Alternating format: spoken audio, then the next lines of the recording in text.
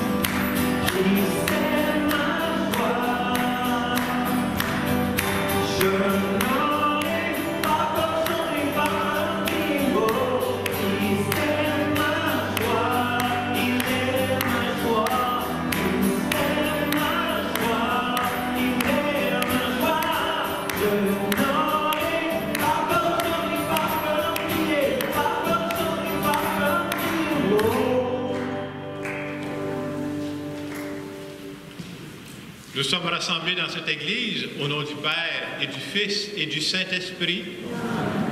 Le Seigneur soit avec vous. Bonjour. Bienvenue à cette célébration. On va prier ensemble. Je veux saluer d'une façon particulière les jeunes qui reprennent leur activité avec leurs parents.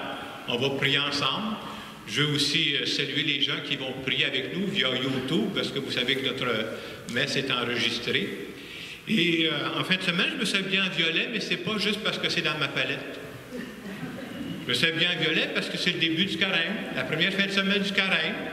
Et vous savez, le carême, c'est la période de préparation à Pâques. Et pour nous, là, les chrétiens, les chrétiennes, Pâques, c'est la plus grande fête. C'est-à-dire, ça débouche sur la vie.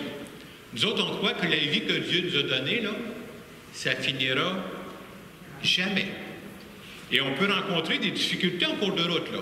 Mais notre espérance, c'est qu'on va passer au travers. Pas parce qu'on est fort, pas parce qu'on est des personnes fortes, parce que Dieu va nous aider. Et pendant cette célébration, on va se dire qu'en cours de route, des fois, ça nous tente de choisir la facilité. On va entendre l'Évangile où Jésus est tenté dans le désert.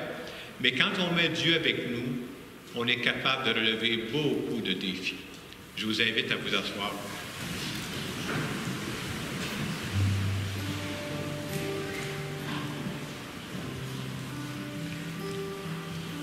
Au tout début de cette célébration, prenons quelques instants pour nous arrêter. Quelques instants pour nous rappeler que dans cette Église, aujourd'hui, Dieu est avec nous. Et je crois que Dieu veut parler à chacun de nos cœurs.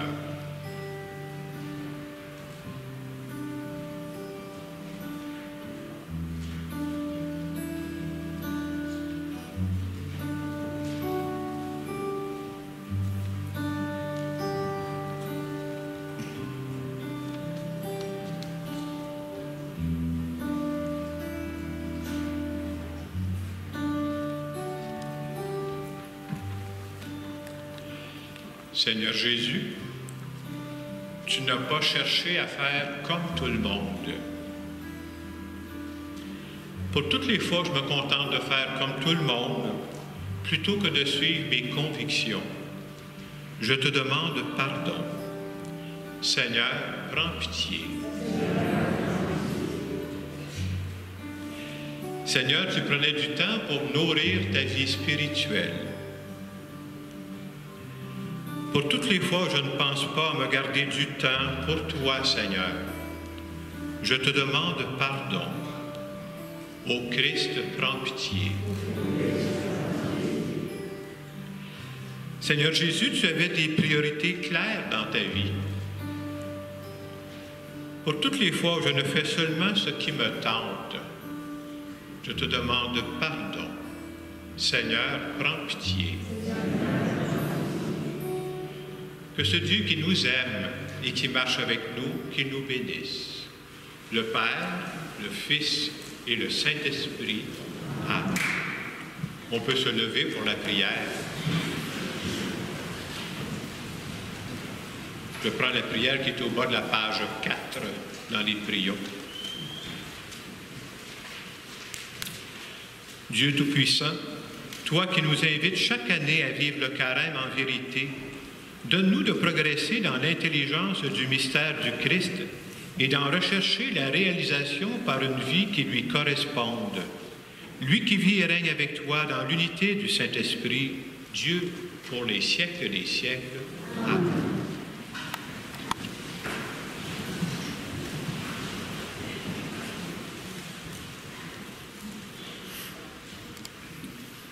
Lecture du livre du Deutéronome. Moïse disait au peuple, « Lorsque tu présenteras les prémices de tes récoltes, le prêtre recevra de tes mains la corbeille et la déposera devant l'autel du Seigneur ton Dieu. Tu prononceras ces paroles devant le Seigneur ton Dieu. Mon père était un Araméen nomade qui descendit en Égypte. Il y vécut en immigré avec son petit clan. C'est là qu'il est devenu une grande nation puissante et nombreuse. Les Égyptiens nous ont maltraités et réduits à la pauvreté. Ils nous ont imposé un dur esclavage. Nous avons crié vers le Seigneur, le Dieu de nos pères. Il a entendu notre voix. Il a vu que nous étions dans la misère, la peine et l'oppression. Le Seigneur nous a fait sortir d'Égypte à main forte et à bras étendus, par des actions terrifiantes, des signes et des prodiges. Il nous a conduits dans ce lieu et nous a donné ce pays, un pays ruisselant de lait et de miel. Et maintenant, voici que j'apporte les prémices, des fruits du sol que tu m'as donnés, Seigneur. Parole du Seigneur. Sois avec moi, Seigneur, dans mon épreuve. Quand je me tiens sous l'abri du Très-Haut et repose à la main du Puissant, je dis au Seigneur, mon refuge, mon rempart, mon Dieu, dont je suis sûr. Sois avec moi, Seigneur, dans mon épreuve.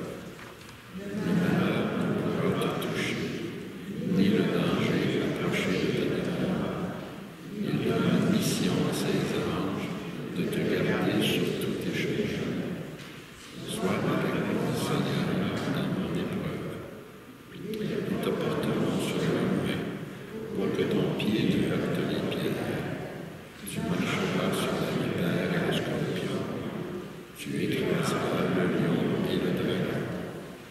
Sois avec moi, Seigneur, dans mon épreuve. Puisqu'il s'attache à moi, je le délivre. Je le défends car il connaît mon nom. Il m'appelle et moi je lui réponds. Je suis avec lui dans son épreuve. Sois avec moi, Seigneur, dans mon épreuve. Lecture de la lettre de saint Paul apôtre aux Romains. Frères, que dit l'Écriture? Tout près de toi est la parole, elle est dans ta bouche et dans ton cœur. Cette parole, c'est le message de la foi que nous proclamons. En effet, si de ta bouche tu affirmes que Jésus est Seigneur, si dans ton cœur tu crois que Dieu l'a ressuscité d'entre les morts, alors tu seras sauvé. Car c'est avec le cœur que l'on croit pour devenir juste.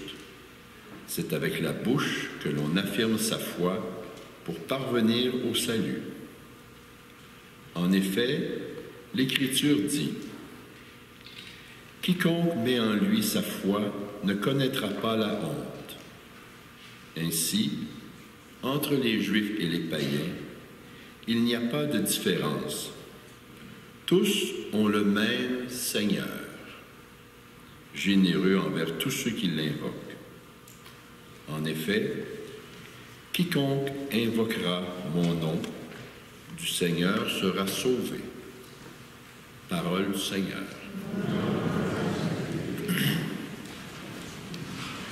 Considération.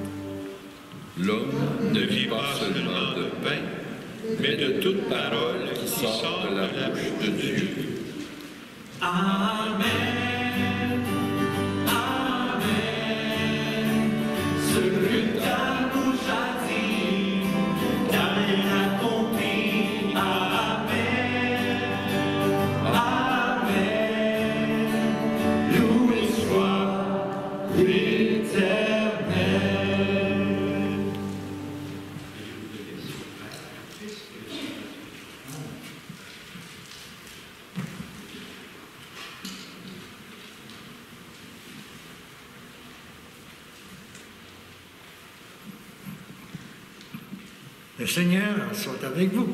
Et avec votre esprit. Évangile de Jésus-Christ selon saint Luc.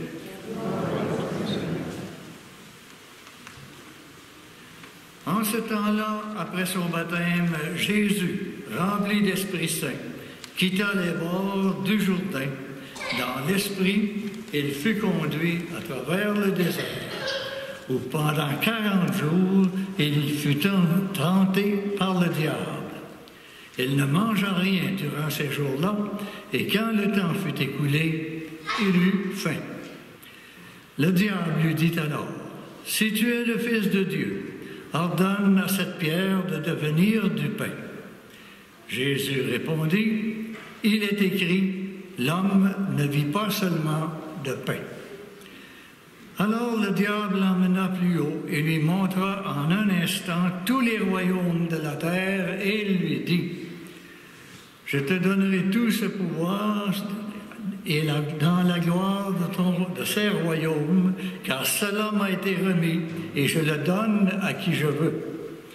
Toi donc, si tu te prosternes devant moi, tu auras tout cela. » Jésus lui répondit, « Il est écrit, c'est devant le Seigneur ton Dieu que tu te prosterneras, à lui seul tu rendras un culte. » Puis le diable le conduisit à Jérusalem et le plaça au sommet du temple.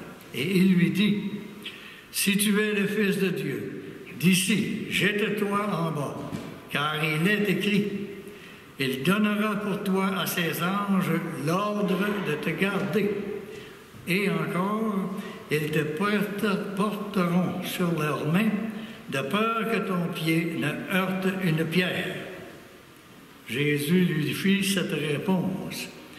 Il est dit, « Tu ne mettras pas à l'épreuve le Seigneur ton Dieu. » Ayant ainsi épuisé toutes les formes de tentation, le diable s'éloigna de Jésus jusqu'au moment fixé. Bien, chers frères et sœurs, acclamons la parole de Dieu.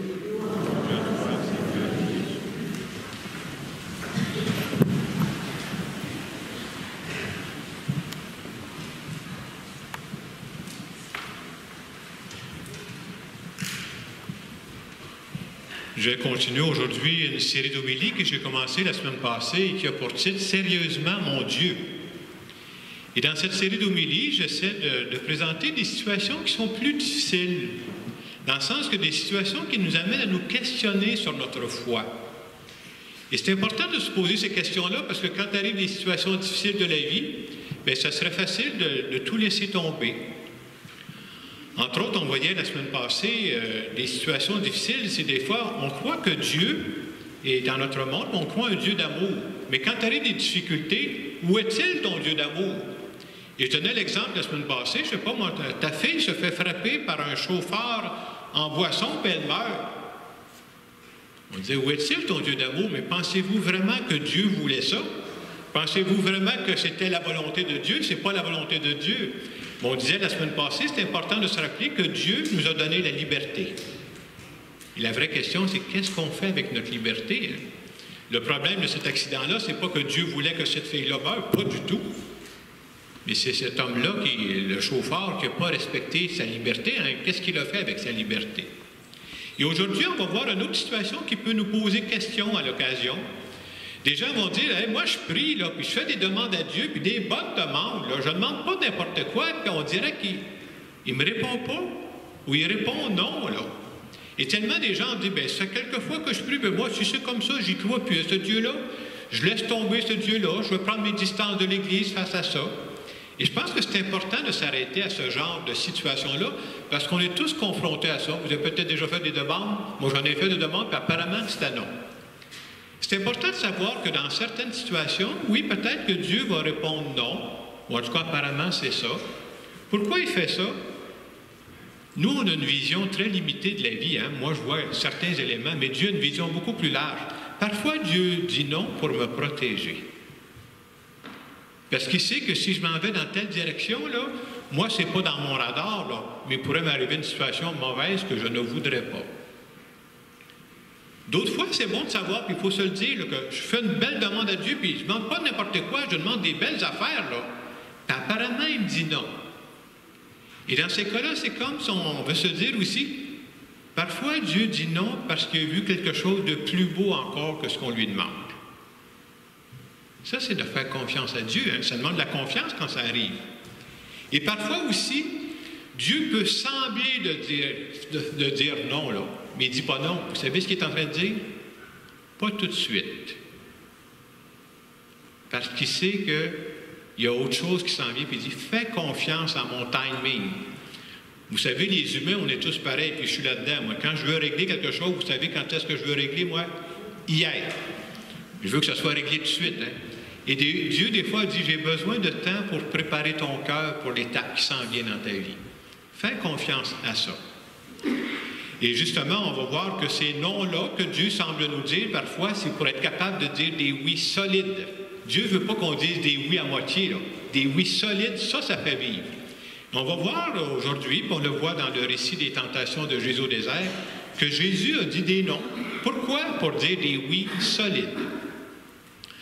Alors justement, en ce premier dimanche de première fin de semaine du Carême, l'Évangile nous présente Jésus qui va être tenté au désert. Et derrière les tentations que Jésus a au désert, on veut nous rappeler que nous autres aussi, on est tentés des fois, tentés par la facilité, tentés par différentes choses. Et on veut nous dire justement qu'on peut aller plus loin que ça avec l'aide de Dieu. Et j'aime toujours le préciser parce que des gens qui mêlent deux choses, là, la tentation, ce n'est pas un péché, ça, là. Je vous dis ça parce que je suis prêtre, j'ai déjà confessé des gens, j'ai été tenté, mais ce n'est pas un péché. Tenter, ce n'est pas un péché. C'est quand je cède à la tentation que ça devient un péché. C'est bon de faire la distinction entre les deux. Alors, à partir de l'Évangile d'aujourd'hui, j'aimerais présenter trois grandes tentations que nous autres, les humains, on a tous, là, dans différentes parties de notre vie. La première tentation, je l'appellerais faire de nos besoins, on a des besoins, là, des absolus. Alors, j'explique ça pour mettre ça plus concret. On a chacune de nous dans notre vie des besoins qui sont essentiels, là. Je vous annonce que je vais souper ce soir, moi, là. J'ai besoin de manger. Des fois trop, là. J'ai besoin de manger. On a besoin de quoi? Bien, j'ai besoin d'être vêtu. J'ai besoin d'un toit, moi, je suis chanceux, là, j'ai une place où coucher ce soir. Là. Ça, c'est des besoins essentiels. Là. On a besoin de ça, puis on a besoin d'un minimum de biens. Si je n'ai pas un minimum de biens, bien, je ne suis pas capable de m'acheter de la nourriture pour manger ce soir. Là. Mais une fois que je vous ai dit ça, quand on regarde la vie, c'est bon de se dire qu'il y a aussi des besoins qu'on se crée facilement. On s'invente des besoins, là. Et avec ces besoins-là qu'on s'invente, qu'on se crée, là, on peut facilement devenir dépendant de ces besoins-là. On peut devenir esclave de ces besoins-là. Je vous donne des exemples qu'on connaît bien. Il y a des gens qui deviennent dépendants de l'alcool. Est-ce que c'est mauvais l'alcool? Non, mais quand ça t'en prend à tous les 5 minutes, oui. On peut devenir dépendant de la drogue. On peut devenir dépendant de l'argent. Ça me prend de l'argent, mais ça m'en prend toujours une tonne, là. Ben, tu peux vivre sans avoir une tonne d'argent, là. Puis des fois, même, on a des petits détails qu'on devient dépendant. Moi, je suis dépendant de telle émission le soir, vous, là, il passera n'importe quoi, vous ne me ferez pas manquer mon émission à TV. Mais là, c'est peut-être un peu fort, hein? Et justement, si on veut dépasser ces tendances-là, devenir dépendant de ça, parce que quand ces faux besoins ou ces besoins qu'on s'invente prennent tellement de place, c'est comme on manque de place pour des vrais besoins chez nous. Et entre autres, on l'oublie, nous autres, là, mais on est des êtres spirituels. Et entre autres, on a des besoins spirituels. J'ai besoin de nourrir ma vie intérieure, sinon, à un moment donné, je vais frapper un mur parce que je ne saurais plus pourquoi je me lève le matin. On a besoin de ça. J'ai besoin d'une relation vraie avec Dieu. Et on pourrait même ajouter que quand Dieu n'est plus l'absolu dans ma vie, là, soyez sûrs qu'il y a d'autres choses que c'est l'absolu. Il y a des gens qui n'ont plus besoin de Dieu, mais l'absolu, c'est le Canadien. Vraiment, le plate, c'est plate de ce temps-là, parce qu'il ne gagne pas si souvent que ça. Mais c'est vrai, si Dieu n'est pas l'absolu, il y a d'autres choses qui vont prendre l'absolu. Et pour illustrer ça dans l'Évangile, Jésus qui jeûnait dans le désert, le diable, qu'est-ce qu'il va dire? « Hey, toi qui es Dieu, là, prends donc ces pierres-là puis transforme-les en pain. » Mais Jésus ne veut pas que son besoin de nourriture devienne un absolu. Donc, première tentation, c'est on s'invente des besoins, puis on est dépendant de ces besoins-là. Je trouve que c'est des vraies tentations qu'on a aujourd'hui. Deuxième tentation, je le mettrai dans mes mots de la façon suivante. Faire des compromis avec le mal. Et on veut nous montrer dans l'Évangile que Jésus n'a jamais fait de compromis avec le mal. Qu'est-ce que ça veut dire concrètement, ça, faire des compromis avec le mal? Moi, j'essaie de présenter ça de la façon suivante. C'est de se dire ceci, on se conte des histoires à nous-mêmes. On dit quoi? Je vais céder rien qu'une fois, là. Puis après ça, je ne ferai plus jamais ça, là. Je vous donne un exemple. Je vais compter une menterie rien qu'une fois. Après ça, le reste de ma vie, là, je vais toujours dire la vérité. Ou quelqu'un d'autre peut dire, moi, je vais juste falsifier une facture pour payer un peu moins cher, là. Ça ne paraîtra pas. Je vais le faire rien qu'une fois, c'est sûr. Le reste de ma vie, je vais être honnête tout le temps. Et qu'on peut se conter des histoires. Parce que si vous êtes un peu humain, si vous êtes sur la planète Terre, puis je le suis moi aussi, là, quand tu l'as fait une fois, là, et misère, c'est tentant de recommencer encore, puis encore. C'est ça qu'on veut nous dire. Et comment il présente ça dans l'Évangile d'aujourd'hui? Le diable, on veut montrer comment il est malin avec Jésus. Il va dire, je te demande de te prosterner une fois devant moi, rien qu'une fois.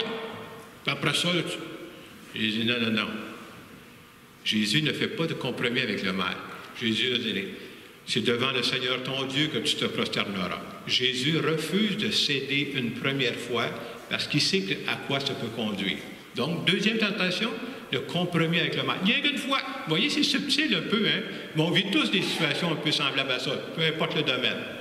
Et la dernière tentation, la troisième que je vois dans l'Évangile d'aujourd'hui, je dirais c'est la tentation de faire comme tout le monde pour bien paraître.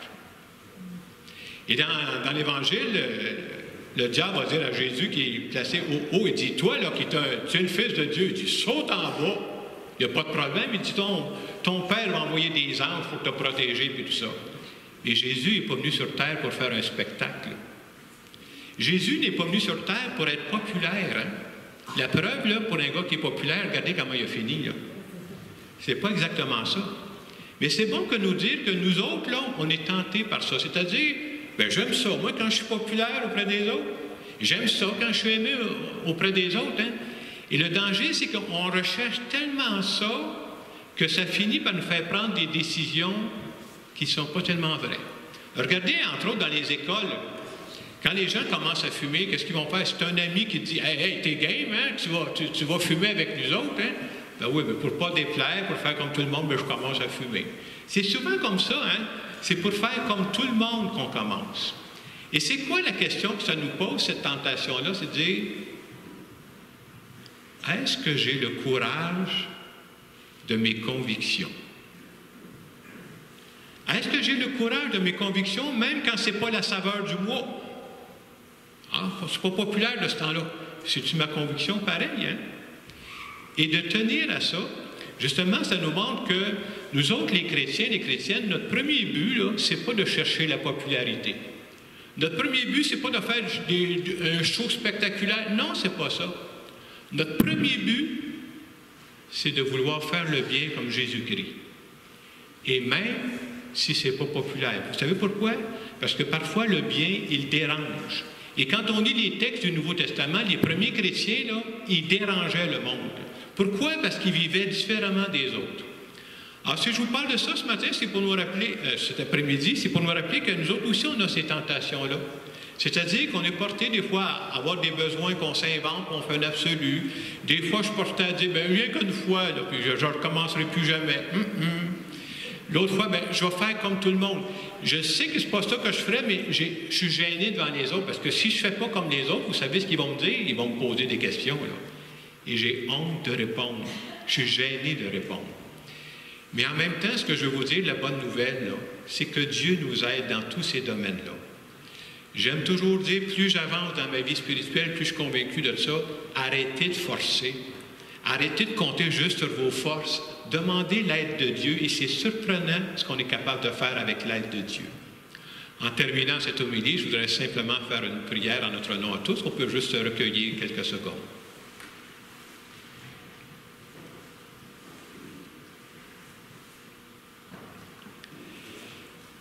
Seigneur Jésus, je veux te dire que je voudrais de plus en plus vivre comme toi, parler comme toi, agir comme toi, penser comme toi.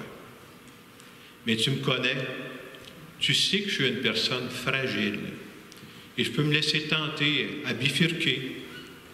Je suis content de savoir que je peux compter sur tes forces parce que le fait que tu es dans ma vie, ça m'aide à aller plus loin, ça m'aide à me dépasser. Et je veux te dire merci pour tout ce que tu fais pour moi. Amen. Dans les quelques secondes de silence, je vous invite à penser, ça serait laquelle des trois tentations que je vais présenter que vous dites, ah, moi c'est celle-là, il faudrait que je fasse attention. Là. J'ai-tu des besoins, là, que je suis en train de me créer des besoins qui sont vraiment exagérés? Ou est-ce que je portais à faire le compromis? Ah, je vais faire rien qu'une fois. Ou encore, est-ce que moi, là, je cherche toujours à faire comme tout le monde parce que je suis gêné de présenter mes convictions?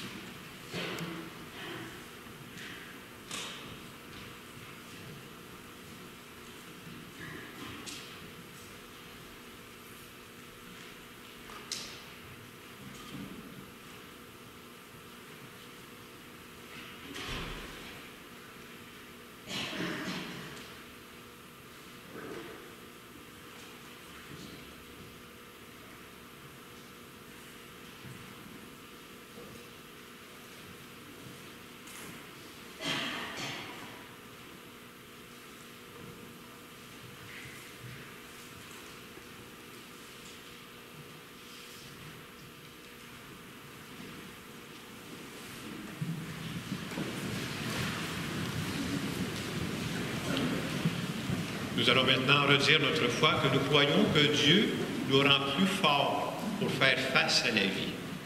Je crois en Dieu, le Père puissant, Créateur du ciel et de la terre, et en Jésus-Christ, son Fils unique, notre Seigneur, qui a été conçu du Saint-Esprit, aîné de la Vierge Marie, a souffert sous Ponce Pilate, a été crucifié, est mort et a été enseveli, est descendu aux enfers, le troisième jour est ressuscité des morts, est monté aux cieux, est assis à la droite de Dieu le Père puissant, d'où il viendra juger les vivants et les morts.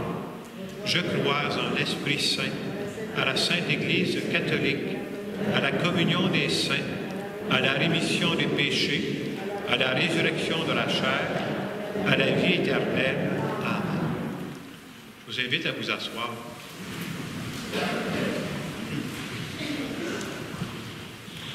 Je vais maintenant présenter à Dieu des intentions de prière en notre nom à tous.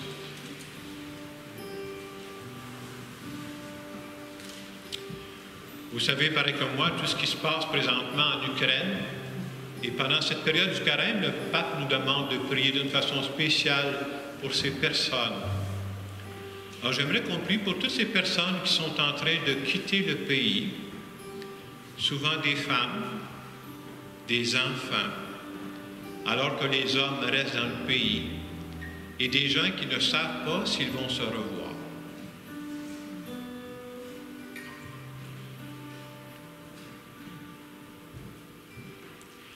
Seigneur, nous te prions. J'aimerais aussi qu'on prie pour nos responsables politiques, afin qu'ils cherchent ensemble des solutions de paix durables.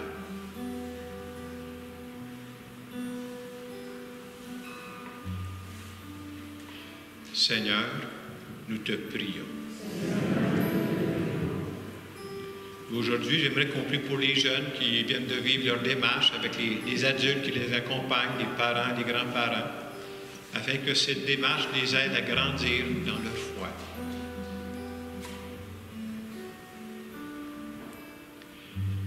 Seigneur, nous te prions. Nous allons maintenant continuer notre célébration. Et en cette première fin de semaine du mois de mars, la deuxième caisse sera pour la part de Dieu qui aide à soutenir la paroisse.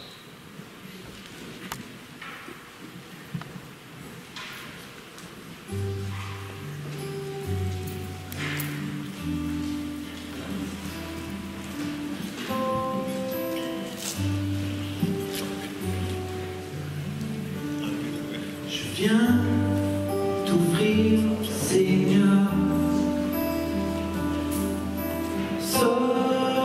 j'ai de meilleur. Je viens t'offrir ma vie. Oui, à toi, Jésus-Christ. Et même si je suis fragile, et même si c'est difficile, je chanterai gloire à l'Éternel. Je chanterai louange à son nom. Je chanterai Dieu, mon essentiel. Je chanterai en l'honneur de son nom. Je viens te dire, Seigneur,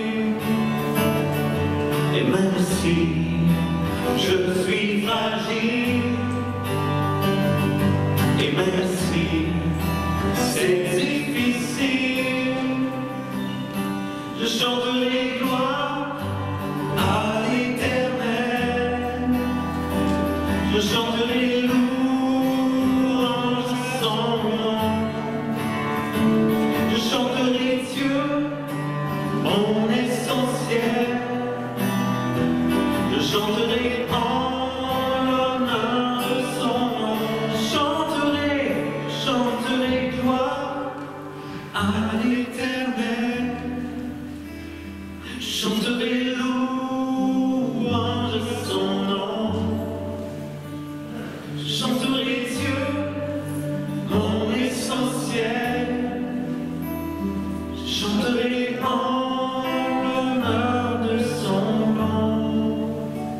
chanterai gloire.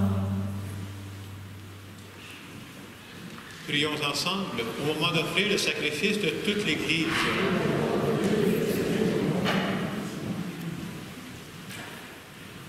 Alors que nous célébrons les débuts de ce temps très saint, nous te prions, Seigneur, fais que nos cœurs correspondent vraiment aux offrandes que nous allons présenter par le Christ notre Seigneur. Le Seigneur soit avec vous. Élevons notre cœur. Rendons grâce au Seigneur notre Dieu.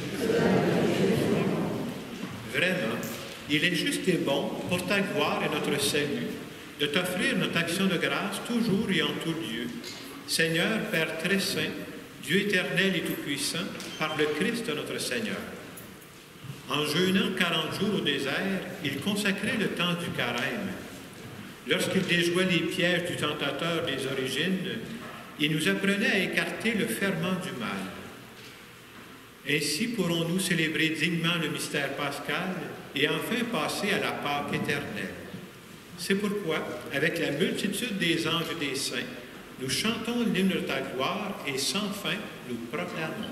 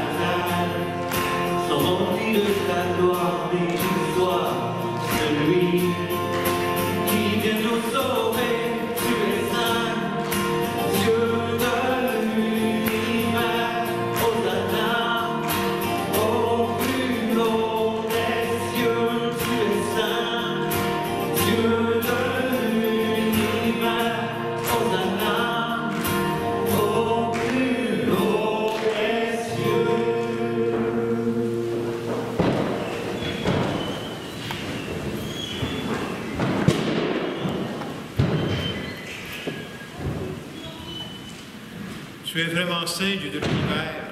Il est juste que toute la création proclame ta louange, car c'est toi qui donnes la vie. C'est toi qui sanctifies toutes choses par ton Fils Jésus-Christ notre Seigneur, avec la puissance de l'Esprit Saint. Et tu ne cesses de rassembler ton peuple, afin que du levant au couchant du soleil, une offrande pure soit présentée à ton nom. C'est pourquoi nous te supplions, Seigneur, de consacrer. C'est pourquoi nous voici rassemblés devant toi, Dieu notre Père. Et dans la communion de toute l'Église, nous célébrons le jour où le Christ est ressuscité d'entre les morts. Par lui que tu sois élevé à ta droite, nous te supplions de consacrer toi-même les offrandes que nous apportons. Sanctifie-les par ton esprit, pour qu'elles deviennent le corps et le sang de ton Fils, Jésus-Christ notre Seigneur, qui nous a dit de célébrer ce mystère.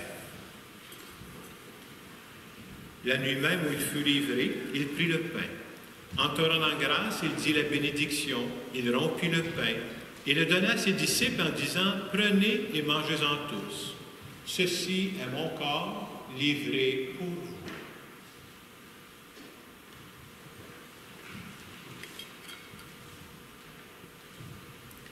De même, après le repas, il prit la coupe. En te rendant grâce, il dit la bénédiction. Il donna la coupe à ses disciples en disant « Prenez et buvez-en tous, car ceci est la coupe de mon sang, le sang de l'alliance nouvelle et éternelle, qui sera versé pour vous et pour la multitude en rémission des péchés. Vous ferez cela en mémoire de moi. »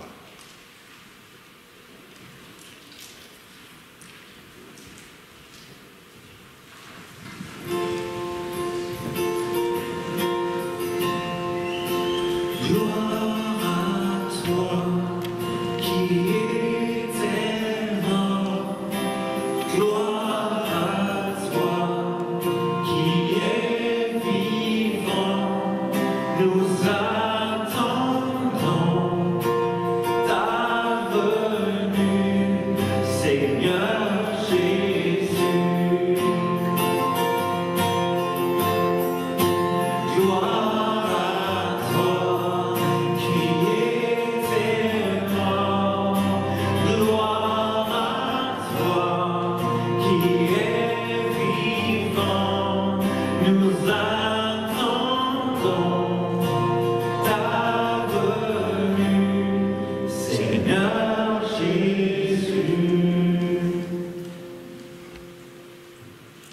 en faisant ici mémoire de ton Fils, de sa passion qui nous sauve, de sa glorieuse résurrection et de son ascension dans le ciel, alors que nous attendons son dernier avènement, nous t'offrons, Seigneur, en action de grâce, ce sacrifice vivant et saint.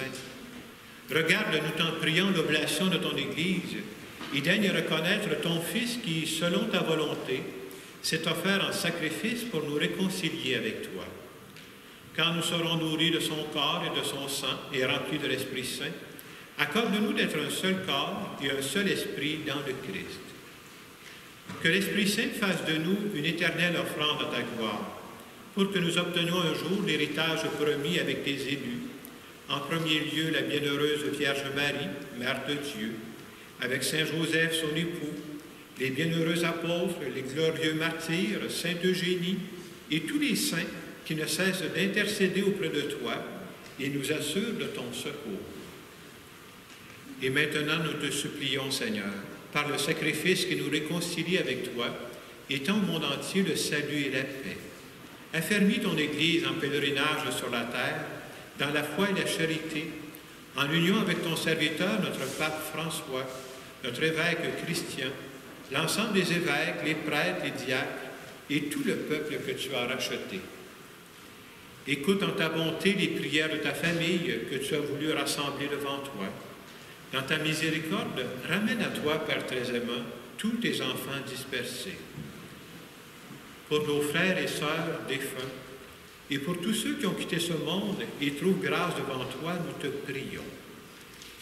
Et aujourd'hui, nous prions en particulier aux intentions de Roger Pion, de Janine Labbé-Paquet et de Pauline Duhamel-Lemonde. En ta bienveillance, accueille-les dans ton royaume, où nous espérons être comblés de ta gloire, tous ensemble pour l'éternité, par le Christ notre Seigneur, par qui tu donnes au monde toute grâce et tout bien. Par lui, avec lui et en lui, à toi, Dieu le Père puissant, dans l'unité du Saint-Esprit, tout honneur et toute gloire pour les siècles des siècles.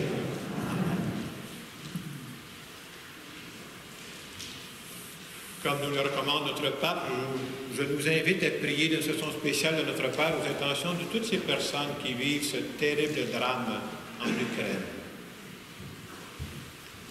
Notre Père, qui es aux cieux, que ton nom soit sanctifié, que ton règne vienne, que ta volonté soit faite sur la terre comme au ciel. Donne-nous aujourd'hui notre pain ce jour. Pardonne-nous nos offenses, comme nous pardonnons aussi à ceux qui nous ont offensés. Et ne nous laisse pas entrer en tentation, mais délivre-nous du mal. Délivre-nous de tout mal, Seigneur, et donne la paix à notre temps. Soutenus par ta miséricorde, nous serons libérés de tout péché, à l'abri de toute épreuve, nous qui attendons que se réalise cette bienheureuse espérance, l'avènement de Jésus-Christ, notre Sauveur.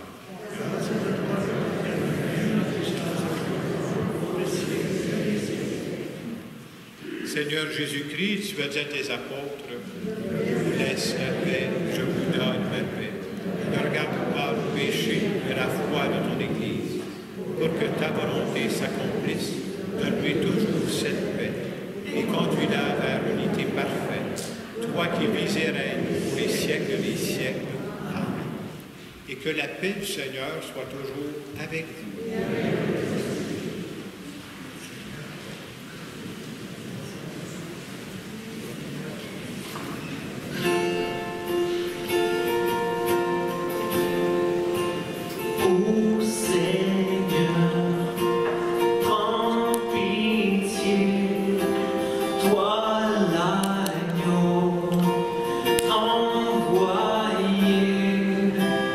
Pour guérir et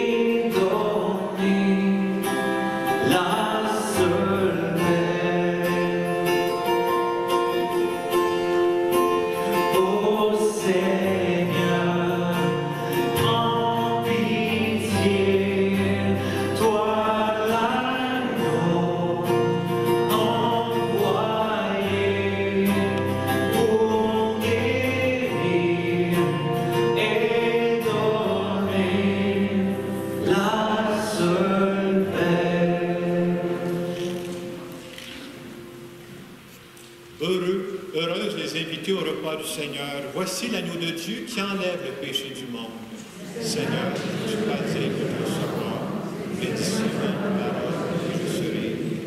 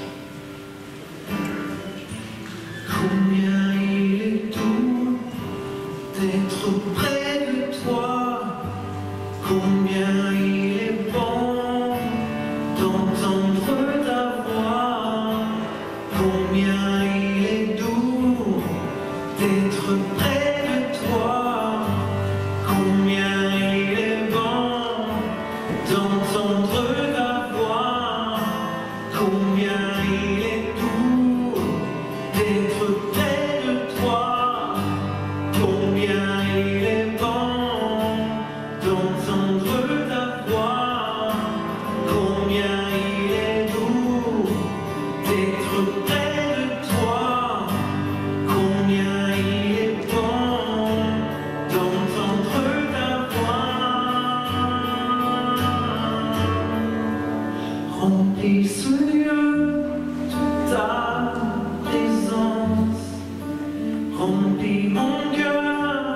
de ton amour.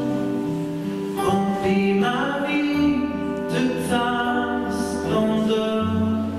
Je veux voir ta face, je veux voir ta face. Remplis ce lieu de ta présence. Remplis mon cœur de ton amour. Remplis ma vie de ta splendeur. Je veux voir ta face, je veux voir ta face.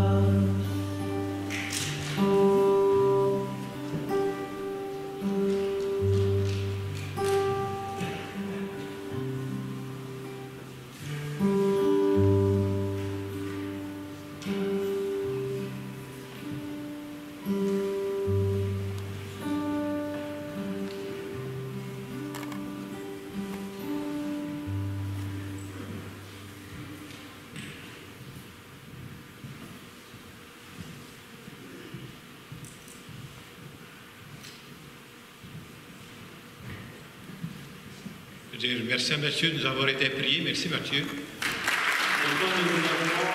Merci David. Bravo. Je vous rappelle qu'à l'arrière de l'église, à toute fin, il y a un tableau, c'est marqué prions. On peut mettre des intentions que l'on porte, puis ça nous permet de prier ensemble. Et pendant cette période du carême, nous autres, on a, je pense, une soixantaine de personnes qui sont en train de vivre une démarche qu'on appelle la gratitude. D'apprendre à dire merci pour ce qu'il y a de beau dans la vie. Et j'invite, s'il y a des gens qui veulent marquer un petit mot de gratitude, il y a tellement de mauvaises nouvelles qu'on entend de ce temps-là, de dire, je sais pas, merci pour un ami qui m'a appelé, merci pour une belle délicatesse que quelqu'un m'a fait. Et je pense que c'est important de se partager ces bonnes nouvelles-là, parce qu'à la télévision, c'est plutôt d'autres genres de nouvelles qu'on entend. Alors, tout simplement, même à la sortie de l'église, si vous voulez, sur le tableau où c'est marqué « Prions », on peut faire ça. Je vous invite à vous lever pour une dernière prière.